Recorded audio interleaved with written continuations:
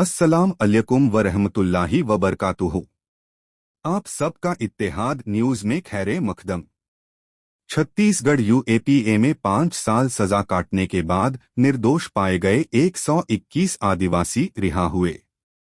सहारनपुर में जुमे की नमाज के बाद हुए प्रदर्शन में गिरफ्तार 8 मुस्लिम युवकों के 21 दिन बाद सीजेएम कोर्ट ने निर्दोष पाते हुए रिहा करने का मामला ज़ेहन में धुंधला भी नहीं हुआ था कि छत्तीसगढ़ के दंतेवाड़ा में माओवादी बताकर यूएपीए में जेल भेजे गए 121 आदिवासियों को 5 साल बाद एनआईए की कोर्ट ने निर्दोष पाते हुए बरी किया है। 2017 में छत्तीसगढ़ के सुकमा जिले में बुरकापाल नक्सली हमले में गिरफ्तार 121 आदिवासियों को न्यायालय ने निर्दोष करार देते हुए रिहा कर दिया।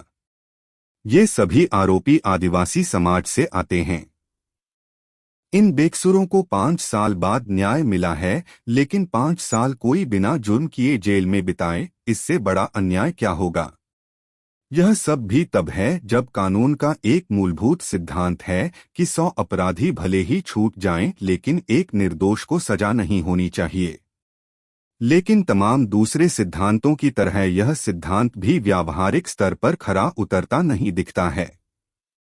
बताते हैं कि अभियुक्तों की संख्या अधिक थी तो उन्हें 5 साल में केवल 2 बार ही कोर्ट में पेश किया गया और कार्रवाई की इसी धीमी रफ्तार के कारण उन्हें बेगुनाह साबित होने में 5 साल लग गए।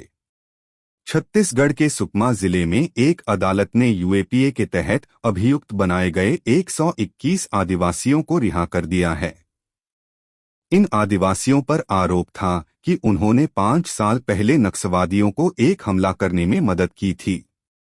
बता दें कि 24 अप्रैल 2017 को सुकमा जिले के बुरकापाल सीआरपीएफ कैंप से 74 बटालियन के जवान दोरनापाल से जगरगुंडा के बीच निर्माण हो रही सड़क को सुरक्षा देने निकले थे।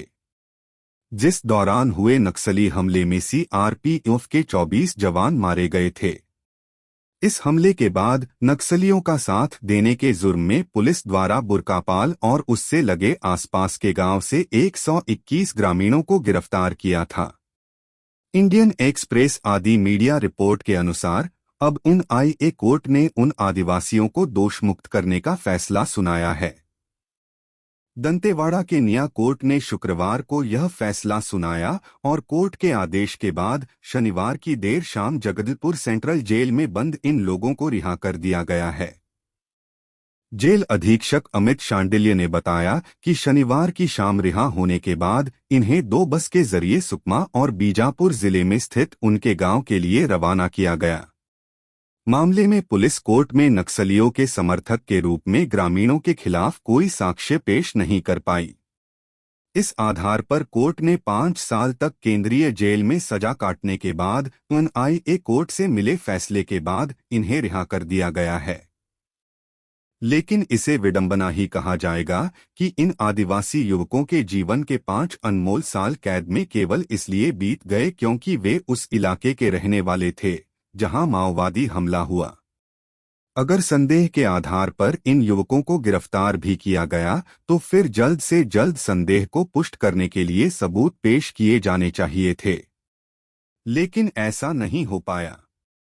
अभियुक्तों की संख्या अधिक थी तो उन्हें 5 साल में केवल 2 बार ही कोर्ट में पेश किया गया और कार्रवाई की धीमी रफ्तार के कारण उनकी बेगुनाही साबित होने में 5 साल लग गए।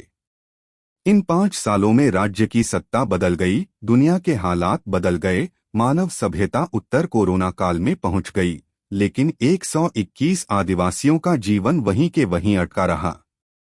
अब वे जेल से रिहा हैं, लेकिन उनके लिए आगे के हालात कैसे रहेंगे ये अनुमान लगाना कठिन नहीं है। जेल में कट गए 5 साल। 24 अप्रैल 2017 में बुरकापाल में नक्सलियों के सीआरपीएफ जवानों पर घात लगाकर किए गए हमले में 24 जवान मारे गए थे। घटना के बाद पुलिस ने गांव से लगे अलग अलग इलाकों से करीब 121 लोगों को आरोपी बनाया था। इसमें 3 ग्रामीण दंतेवाड़ा के जेल में बंद थे। उनके अलावा सभी आदिवासी जगदलपुर केंद्रीय जेल में बंद थे। करीब 5 साल से जेल में बंद इन लोगों का फैसला शुक्रवार को जैसे ही आया इनकी रिहाई की प्रक्रिया शुरू कर दी गई। गौरतलब है कि इस मामले में एक महिला को भी आरोपी बनाया गया था जो जगदलपुर जेल में बंद थी। आदिवासियों ने कहा फर्जी मामले थे। जेल से रिहा हुए ग्रामीण पदम, माड़वी और उयाम ने बताया कि पुलिस ने उनके खिलाफ फर्जी मामला बनाया था। पुलिस उन्हें घटना के 1 महीने बाद किसी को रात में तो किसी को तड़के सुबह करीब 4 बजे पकड़कर ले गई और उन पर इल्जाम लगाया कि वे बुरकापाल हमले में नक्सलियों के सहयोगी थे, जबकि ग्रामीणों के अनुसार उन्होंने इस घटना को देखा ही नहीं था। इसके बाद उन पर फर्जी आरोप लगाकर और फर्जी तरीके से जेल में डाल दिया गया।